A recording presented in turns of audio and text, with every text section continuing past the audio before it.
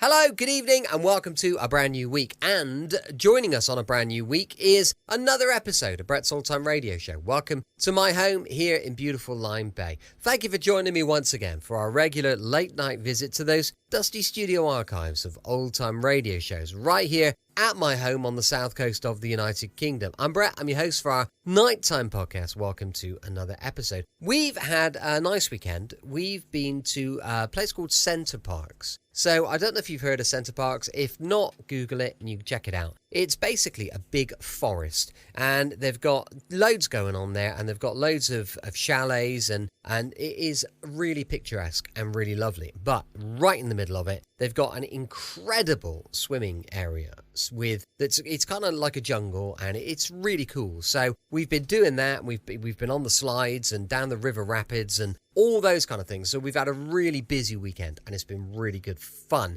But now we're back to it because it's a Monday. I'm Brett, I'm your host for our nighttime podcast. Welcome to another episode. Got a Facebook, Instagram, and YouTube. They're all called Brett's Old Time Radio Show, so please do check those out. And we've got a supporter page where you'll find some extra content. That's at patreon.com/Brett's Old Time Radio Show. Time now for our latest episode of Hancock's Half Hour. You know I absolutely love a bit of Hancock, and an evening spent with Tony Hancock, Bill Kerr, Hattie Jakes, and Kenneth Williams is definitely not one wasted. This is episode 12 of series 4, and it's called The Diary. We present Tony Hancock, Sidney James, Bill Kerr, Hattie Jakes, and Kenneth Williams in Hancock's Half Hour.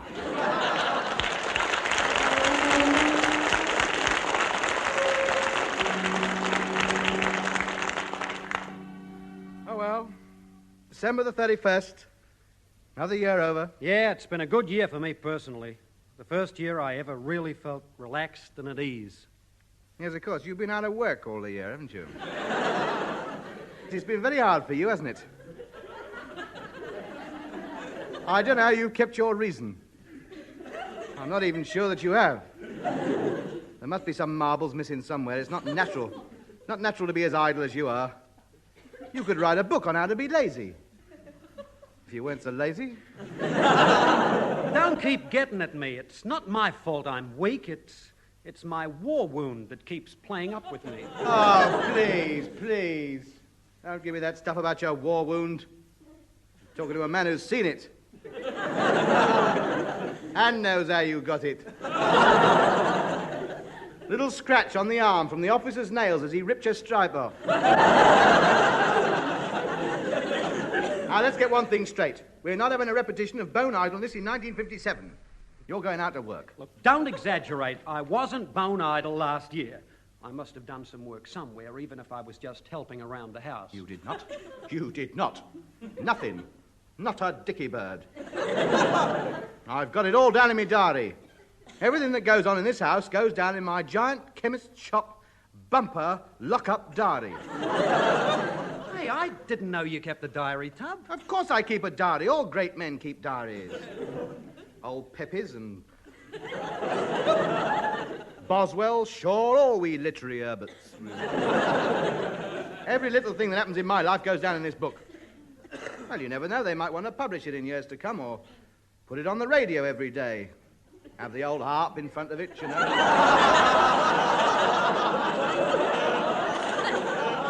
Who's going to be interested in your diary? What's happened in your life that could be of any value to anybody else? They will probably marvel at me perspicuity. What's that? It doesn't matter what it is as long as people marvel at it. You've always underestimated me, haven't you? Yes, you have. Yes, you have. Right from the first moment I carried you into this house. You've never seen me, have you? You've said it before, I know. Well, You've never reckoned me, have you? Yes, Oh, yes. Never suspected the spark of greatness that pulsates within me eager breast. Nothing I couldn't have achieved if I'd set my mind to it. I'm going to bed. Yes, it's about time, too. It's nearly lunchtime. You've had a hard morning sitting there cracking nuts, haven't you? And seeing my crusted Madeira off by the bottleful. gone to bed, you rat bag.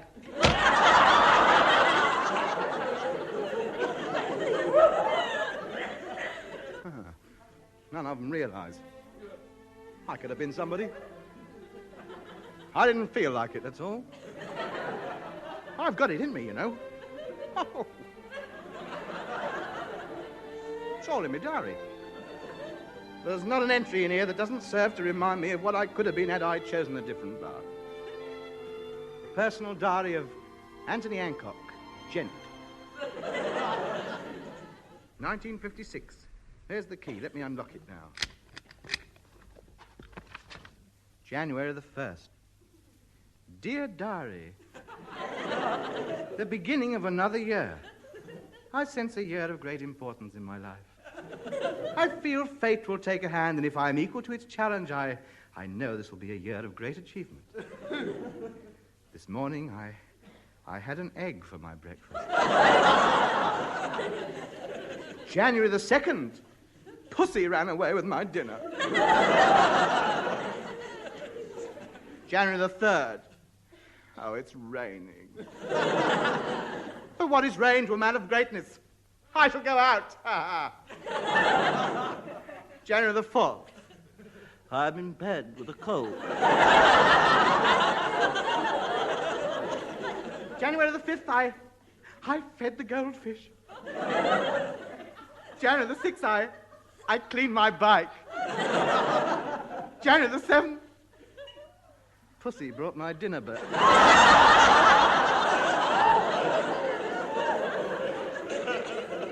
January the 8th, at last, drama.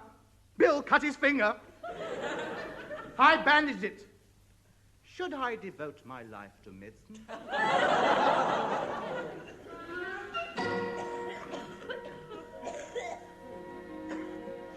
Calling Dr. Hancock, calling Dr. Hancock. You are wanted in casualty. This is an emergency. Curse, isn't there any other competent doctor in this hospital?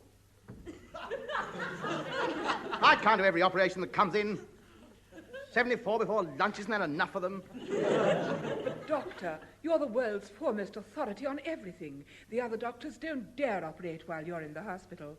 You'd better go, Doctor. Good grief, woman, I can't. Don't you realize I'm just about to start on a delicate brain operation? Whose? My own. Scalpel. Scalpel. Forceps. Forceps. Mirror. Mirror. There it is. Good heavens, what a size. Look at that. No wonder I'm a genius. Calling Dr. Hancock. Will you please come to casualty immediately? This is an emergency. Oh, heavens, what's wrong? I'm not feeling very well. Very well, very well. Very well, I'll come. Bandage me up, nurse. I'll finish it when I get back.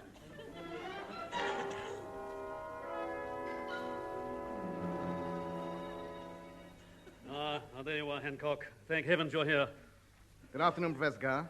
This is Professor Sigmund James. How are you? What seems to be the trouble, gentlemen? Dr. Hancock, we're faced with the most baffling case in medical history. Only you can solve it. Naturally. I shall operate. But you don't know what it is yet. Do you know a better way of finding out? Well, we could ask the patient. We've tried that. He won't tell us. Oh, how tiresome. Oh, very well. Lay my instruments out, nurse. Which ones, Doctor? The violin and snare drum.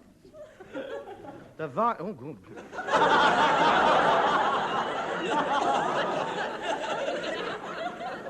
They soothe me when I'm thinking. Well, if you're ready, Doctor, I would deem it an honor to assist you during the operation. There's nothing you can do, really. There must be. Perhaps I could turn your music for you. Excellent idea. Shall we begin? That man must be the greatest surgeon in the world. I am. Doctor, before you begin, I must warn you, the most eminent surgeons from Europe have flown over to watch you perform this operation. They're up there in the gallery. How are the stalls? Standing. I trust that you've no objection to them watching. Not at all, but do tell them when I get to the exciting bits not to rustle their popcorn bags. Hi, gentlemen. I'm ready.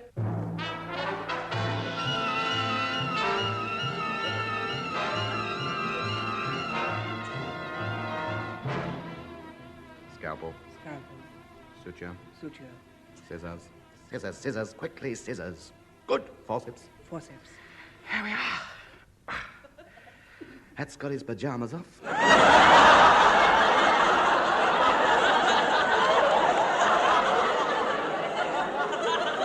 Enough. Well, gentlemen, this is it. Watch carefully. You might miss something the speed I go at, and I can't do it again. It wouldn't be fair on the patient. All right. Scalpel, sutures, scissors, clamp, forceps, swabs, needle, thread, scissors. There we are, gentlemen, finished. That's amazing, fantastic. This operation normally cannot be done in less than 7 hours. You have done it in 23.4 seconds. Yes, I'm sorry I took so long, but while I was at it, I removed his appendix, his tonsils, cleared up his catarrh, and straightened out his amateur. Well, if there are no other operations for me to attend to before lunch, how about a quick game of rugger? That's impossible. We haven't got time. I'm talking to the patient. When I cure somebody, I don't mess about, old man.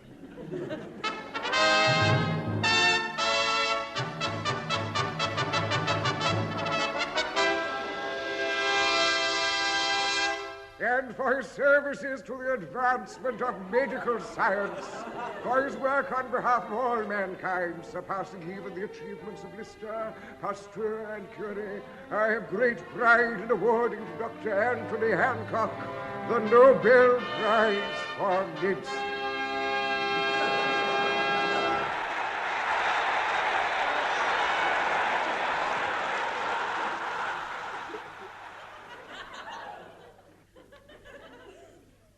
January the 11th. Bandage fell off Bill's finger. Finger turned blue. Took him round to the doctor's. Don't think I'll take up medicine after all. Still, there are plenty of other fields one can achieve greatness in. I'm glad I kept this diary. Just flicking through it, one can see more and more the chronicles of a great mind. February the 8th. Went to the pictures. Rotten film, but smashing flavour of the month. Winked at girl coming out. February the 9th. Chased mouse across kitchen with broom and poker. Chased mouse across kitchen with broom and poker. And back, Roger.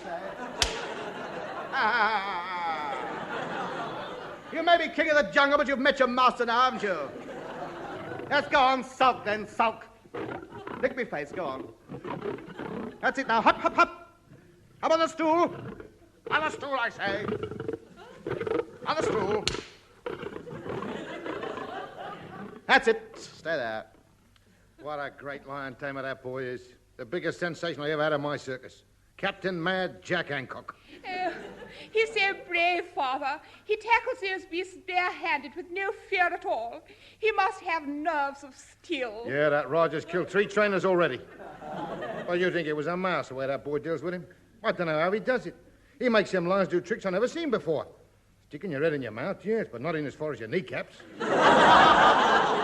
Well, it's asking for it. Oh, he doesn't care. He is wonderful.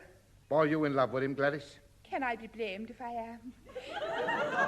Every time he looks at me, I feel I could jump through a hoop for him. Well, you and Hancock have got my blessing. But stay away from him till after the season. I can't afford to have him distracted. One slip of concentration in the cage and he's at it. Can't afford to lose him. I'll be ruined. Shh.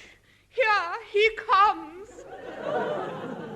How we are, Mr. Jones. That's the act I shall be doing when we open tomorrow night. What do you think? Sensational, son, sensational. Yeah, I thought you'd like it. I can do anything with those cats. I was going to have them riding around on motorbikes, but old Raja chewed his petrol coupons up, so that's coal-box that. Yeah, well, it don't matter. It's a great act, boy, a great act. By the way, the lions haven't been fed today. You better sling another clown in. What a man. Oh, I hope he tames me like he does those other wild beasts. Hello, Miss Gladys? Why, it's Billo, the sad-faced clown. Billo, why don't you take your makeup off when you're not working? I've taken it off, Miss Gladys. This is me. Oh, what a funny face you have, Billo. So sad and ugly. I'm glad you like it, Miss Gladys. Miss Gladys. Yes, Billo. Miss Gladys, I've been standing outside in the pouring rain for hours, just looking at you and waiting for you. Oh, how sweet. Goodbye, Billo. I'm soaking wet. Well, of course you are. It's been raining. Good night, Billo. Miss Gladys, I've got 2 tickets for the village dance. Would you like to come? Go to a dance with you. You're just a clown. You only think of me as a clown, but I'm a man as well. Underneath this grease paint, there's something else. What? Dirt. But there's a heart as well brimming over with love and devotion for you. Oh, don't be ridiculous. I couldn't be seen out with a clown. But Miss Gladys. On your way, clown. Mad Jack Hancock. Yes, Mad Jack Hancock, the greatest lion tamer in the world. Miss Gladys is not for you, clown. A village dance indeed. Heed him not, Gladys. He's just a poor, jealous clown. Don't be bothered with him. Come to my caravan. I'll change into me Oxford bags. Grab me uke and we'll jump into my car and leap forward into the night. Ah, ha, ha. Alone I stand. She's gone with him. I must do something to protect her honor. The poor innocent girl is blinded by his too obvious good looks. I must save her, but how? She will not listen to me, Billo, the lonely clown. An accident, that's it. An accident in the lion cage tomorrow night. Then I'll be rid of him and claim Miss Gladys for myself.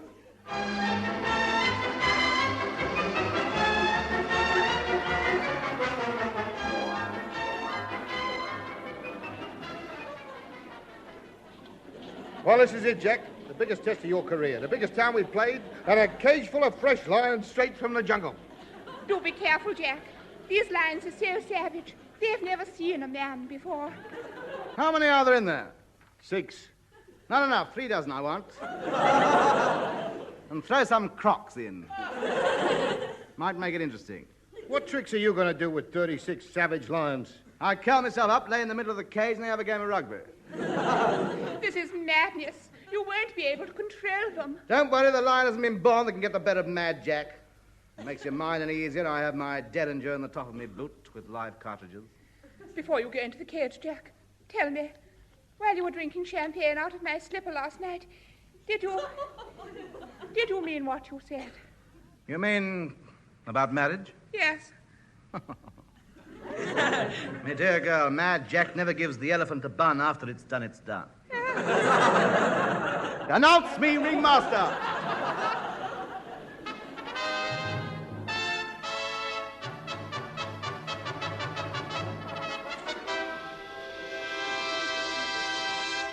And now, ladies and gentlemen, introducing the world's greatest lion tamer, Captain Mad Jack Hancock, who will enter the cage completely unarmed to face 36 savage man-eating lions.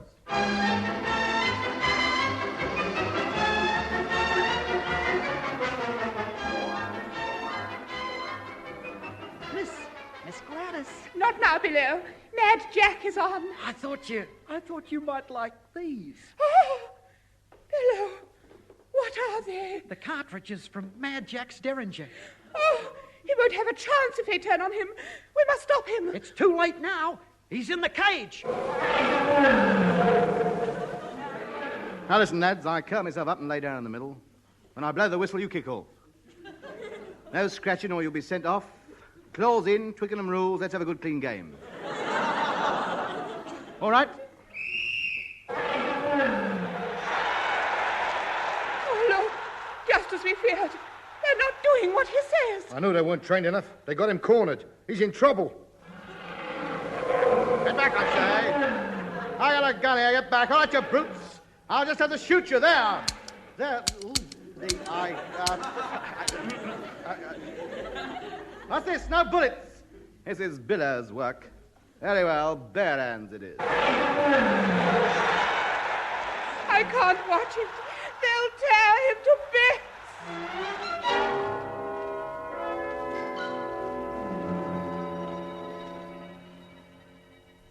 And now, ladies and gentlemen, we will send in another 36 lions for Jack, to tear to pieces. Is there no limit to this man's courage? Yes, the greatest lion tamer of all time, Captain Mad Jack Hancock.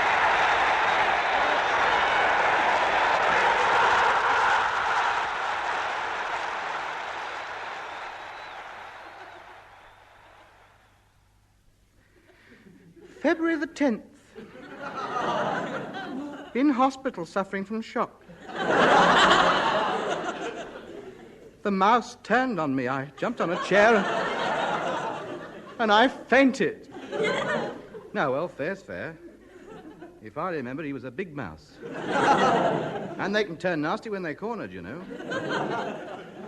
Not that I couldn't have been a great lion tamer, just that I think it's such a worthless profession for a great thinker. Erudite philosophers like me shouldn't waste themselves like that. Let's have a flip through at these pages. Live in history, this, you know. What drama happened in July? July the 2nd. Went to a dance. Didn't click. Walked home and went to bed. July the 3rd, my birthday. Threw party. Nobody came. Went to bed. July the 4th. Went to fair on Common. Had threepenny go on roundabout. Little bus was full up. Had to sit in aeroplane instead.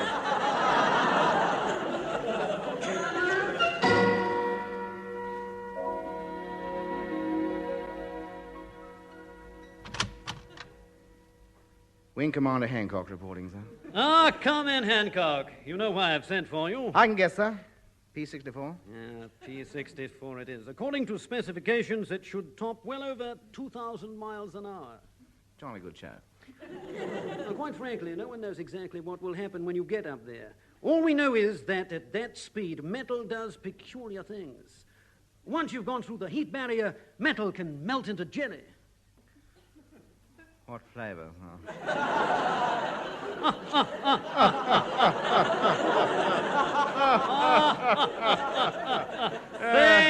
Same old Hancock. Does nothing frighten you? Nothing in the air, huh? Well, now, here's a scale model. Here's a scale model of the aircraft. As you can see, the design is quite revolutionary. No wings, vertical takeoff. You lie flat on your stomach in the cockpit, and you'll notice it's approximately half the size of anything else we have. I'm a bit worried about that, sir. So you are human after all. What's worrying you, eh? There'll be enough room for my moustache. You're a cool customer. No different now as you were when you destroyed the German Air Force in 43.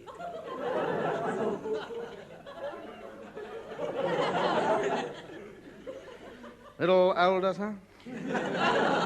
Good luck, Hancock. England is proud of you. It's in the hangar waiting for you. Everything depends on you. If anything should go wrong, sir, promise me anything, Hancock. Don't abandon the project, sir. Keep 'em flying. Melt all my medals down and build another one. There are plenty of other good chaps waiting to have a crack. Goodbye, sir. Goodbye, Hancock. Sergeant James. Yep. Show Wing Commander Hancock to his plane. Yep.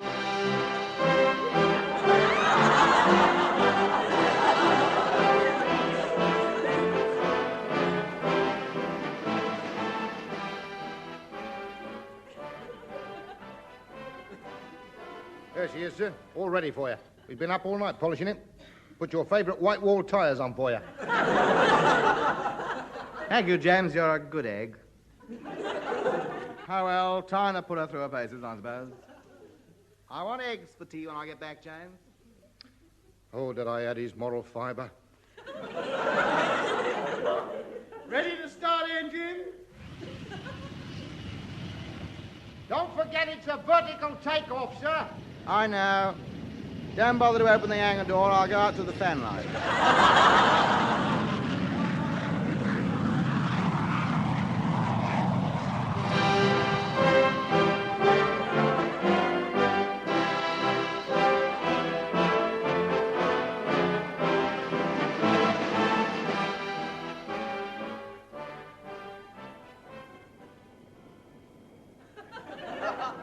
H for Hancock calling control tower. Leveling out at 1,800 miles per hour. Everything going to plan. Fine plane, tell the designer chappie. Control tower to Hancock. We're worried about possible sabotage. The mechanic who was working on your aircraft is missing. Think you should come down. Land immediately. Repeat, land immediately. Nonsense, she's going beautifully. I don't know a thing about any mechanic. Taking her up to 2,400 miles an hour. Hancock to control tower. Something strange is happening. There's a peculiar knocking sound on the windscreen. Seems to be coming from outside the plane. I'm slowing down to 1,800 miles an hour. We'll slide cockpit open to see what's wrong. Good evening.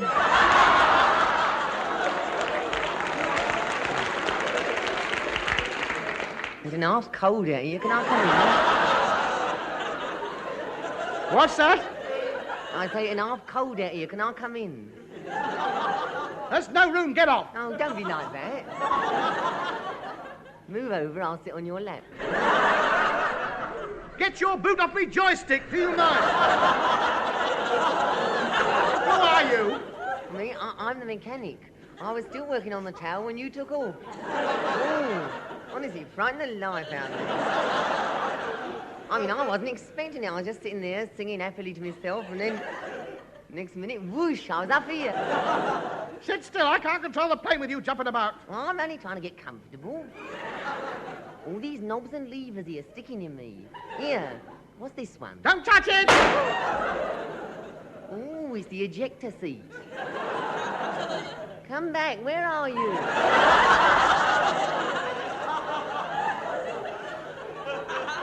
I'm out here, sitting on the tail! Oh, no, stop messing about. No, come back in. It's no use sitting out there sulking. I can't drive the thing. Well, go into a dive so I can slide down. All right. I'll try this lever. Hello.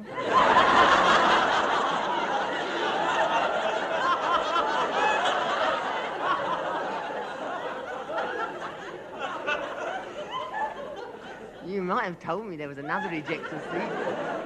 All right, well, we're both out here. Now what do we do? Oh, look, we're going up. Well, what do you expect when we're both sitting on the tail? Isn't life funny? In the papers this morning, the Star said it was my lucky day. If we keep going up at this rate, you'll be able to tell them they're wrong. No, well, come on. We've had a little skylark and a little giggle. Let's go down.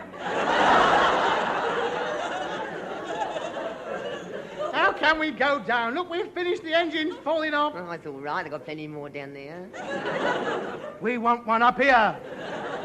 We're going into a dive. We're out of control. We can't get back to the cabin. Give me a piece of string. Oh, I'm scared. Oh, Don't panic, man. Don't panic. This is the RAF.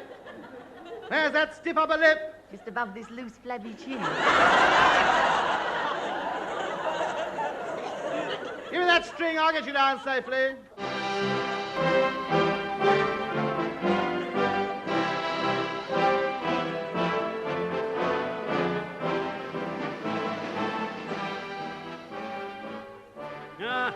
Well, Hancock, you've done it again. Saved the plane. How did you manage it, sitting on the tail like that? Quite simple. I took a piece of string, lassoed the controls, and steered it home. Lucky I was a cox at Oxford, eh? Oh, brilliant work, Hancock. You've won another medal. You're a brave man, Hancock. You'll go down in history as the most courageous and most decorated pilot in the RAF.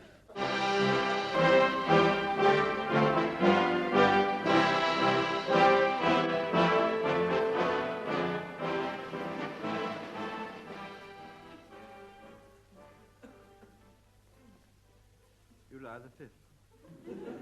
Last time I go on the roundabouts. Been in bed all day with dizzy spells. No, well, it wasn't my fault. That bloke cranking the handle got a bit worked up. I remember Mother walking around holding me hand, had a job keeping up with me. Oh, well, so much for me diary. Just one more entry to be made. December the 31st. Did radio show today.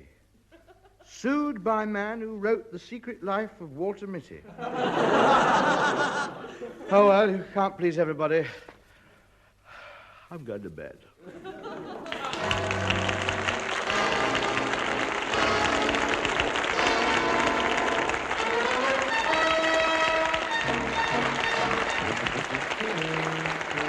This has been Hancock's Half Hour, starring Tony Hancock with Sidney James, Bill Kerr, Hattie Jakes and Kenneth Williams. Theme and incidental music composed and conducted by Wally Stott. Show written by Alan Simpson and Ray Galton. The program, which was recorded, was produced by Dennis Main Wilson.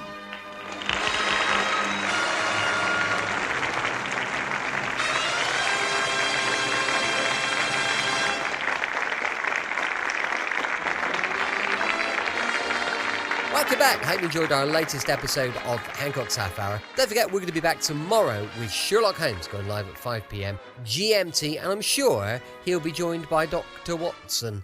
Because, well, without Dr. Watson, what is Sherlock Holmes? As I mentioned earlier, we've got a supporter page, patreon.com/Brett's Old Time Radio Show. Thanks for listening. I'll be with you 7 days a week, each and every week, and I'll see you tomorrow on Brett's Old Time Radio Show. Love you. Bye.